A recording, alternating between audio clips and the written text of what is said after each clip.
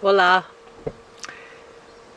It's been a few, I don't know, I haven't recorded anything for a while because I've been going deep into processing this very self-focused self, discovering a bit more, and a part of that process has involved me just sort of stepping back from just expressing myself, because what I discovered was that this self was getting involved in my self-expression, so that, let's say I'd see something in somebody else that, clearly was an illusion, and so I'd challenge them. But, I sort of discovered, like, I'd feel like this inner tension after the challenge, even if the person, I could tell it probably triggered them and everything. But what I noticed in myself was an inner tension. And that tension tells me that, well, this is not the Christ expressing through you. This is something that has an attachment. So yeah, I've just sort of stepped right back. I kind of quite naturally stepped back from recording videos because when I started doing these individual ones, I've just made a very clear choice to, like, I'm only going to record something if I feel a genuine impulse to. I don't want to do it because I should or let it come from any kind of force. So I sort of stepped off in the right direction with these. Yeah. So yeah. So back to this self. It has a very, very heavy trauma surrounding it. So I noticed yesterday when I don't know, very, very heavy stuff came up for me, like where I felt like, I'd caused someone else's suffering, that it was me who harmed them, that it was, my actions that caused them to go into their own trauma spiral.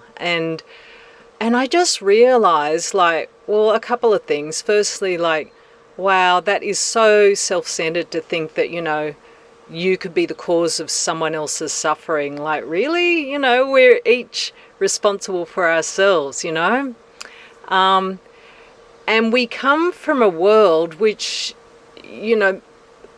most of the unconscious sort of people, the people who are coming constantly from the unconscious, are projecting out that, the world is causing me to suffer. Like, my external circumstances, or that person over there, or, this leader, or whatever. There's always something outside that is causing us to suffer. But really, the suffering is coming from within. I mean, you look at the beautiful, enlightened beings, the ones, beings who have, come into this higher place of awareness and consciousness, and there's a lot more joy, there's joy and there's laughter, and like the Dalai Lama, like, look at what happened with him and in Tibet and everything. Like, that's enough to send anyone into a complete and utter PTSD trauma spiral for the rest of their lives. But do you see that in the Dalai Lama? No. Because within he's not suffering, because the suffering can only come from within. It doesn't come from whatever happens on the outside, no matter how awful it seems. And so, I've been contemplating this, that like yesterday when I went into the trauma spiral and just feeling, this weight of this pressure of feeling like, I'd caused someone I love very much I'd caused them harm, and that everybody else is going to see me as having harmed her, and then, feeling dreadful it's all an illusion, but this is exactly what was going on through my mind. And then, when I was reaching out to friends who I knew, would be supportive, I was feeling like, me just talking about it with them was going to harm them, because, I knew I was in such a dark place. And where was this coming from? Where's this sense that, I have harmed someone? Or, we can translate this outwards. I think it's something that happens to a lot of spiritual people, that we've had experiences, it's often in this lifetime, but definitely in past lifetimes as well, where, we've done things and they've been perceived as, and then we've been delivered a message that, we were made the scapegoat for whatever transpired, that we cause, harm for many, many people. Like I watched Dead Poets Society last night, and that movie demonstrates it beautifully with the teacher was held responsible for a boy's suicide, when clearly it wasn't that at all. But they needed it was the person who was sort of trying to set people free, that let's jump on top of them and make them the scapegoat. So with a lot of spiritual people, we're prepared to look at ourselves, we're prepared to look within, we're prepared to take responsibility for ourselves. And so that makes us an easy target for when let's blame somebody, let's point the finger and let's blame somebody, because there's already this inner tension, feeling like, I'm responsible for what's happened, I'm responsible for myself. And like, I experienced it in this lifetime. It was a very cruel sort of a psychological torment that was coming from within a school I was teaching. And so I'd make a mistake. Everyone makes mistakes. But there was this constant sort of, this guilt projected on that, I'd done something wrong and I'd caused the children or whatever problem transpired afterwards, when really I hadn't. But I felt like I had, the weight of it, the burden of it just, wore me down, and to the point where it just, obviously it was building through lots of lifetimes, but it happened in this lifetime to sort of reawaken it, and to the point where eventually I realised, like, it's not my responsibility, none of this is my responsibility. Like, I realised I actually, while I was in that mindset of feeling like it was my responsibility, the children were my responsibility, I had no idea how to resolve it until a friend I was talking with her and she said, "Why don't you resign?" And I was like, oh, I honestly had never thought of it, like, after 14 years. And, I made my moves and resigned not too long after that. So clearly there's programming that, forces us to sort of react a certain way, and we take it on as a means of survival. We take on and we start forcing ourselves to react a certain way.